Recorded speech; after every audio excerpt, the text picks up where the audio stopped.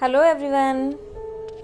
आज हम सुनेंगे एक कहानी जिसका नाम है कबूतर और मधुमक्खी। किसी जंगल में नदी के किनारे एक पेड़ पर कबूतर और मधुमक्खी रहते थे। एक दिन की बात है, मधुमक्खी अचानक नदी में गिर गई। पानी का बहाव तेज था, जिसके कारण मधुमक्खी पानी में डूबने लगी। नदी के किनारे जो पेड़ था, उस पर कबूतर बैठा हुआ था। उसने मधुमक्खी को नदी में डूबते देखा तो कबूतर ने तुरंत एक सूखा पत्ता मधुमक्खी के आगे डाल दिया। मधुमक्खी उस पत्ते पर चढ़ गई।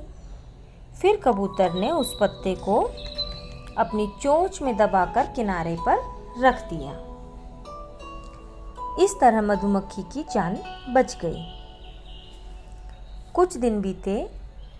फिर एक दिन जंगल में एक शिकारी आया। उसने पेड़ पर बैठे कबूतर को अपना निशाना बनाया। मधुमक्खी ने जब यह सब देखा तो शिकारी पर झपट पड़ी। उसने शिकारी के हाथ पर जोर से काट खाया, जिससे शिकारी का निशाना चूक गया और कबूतर उड़ गया, जिससे कबूतर की जान बच गई। शिकारी बेचारा देखता ही रह गया। इस तरह मधुमक्खी ने कबूतर की जान बचाकर अपने ऊपर किए गए उपकार का बदला चुका दिया। इस कहानी से हमें शिक्षा मिलती है कि कर भला तो हो भला, अर्थात जब भी हम किसी की भलाई करते हैं तो हमारा भी भला होता है। अब आप बताइए, नदी में कौन गिर गया था? कबूतर कहाँ पर बैठा था?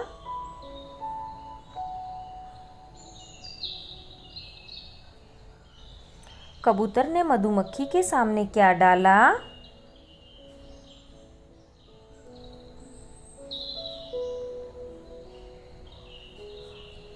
जंगल में कौन आया?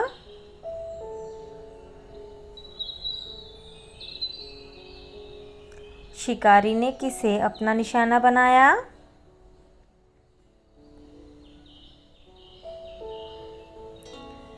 इस कहानी से हमें क्या शिक्षा मिलती है?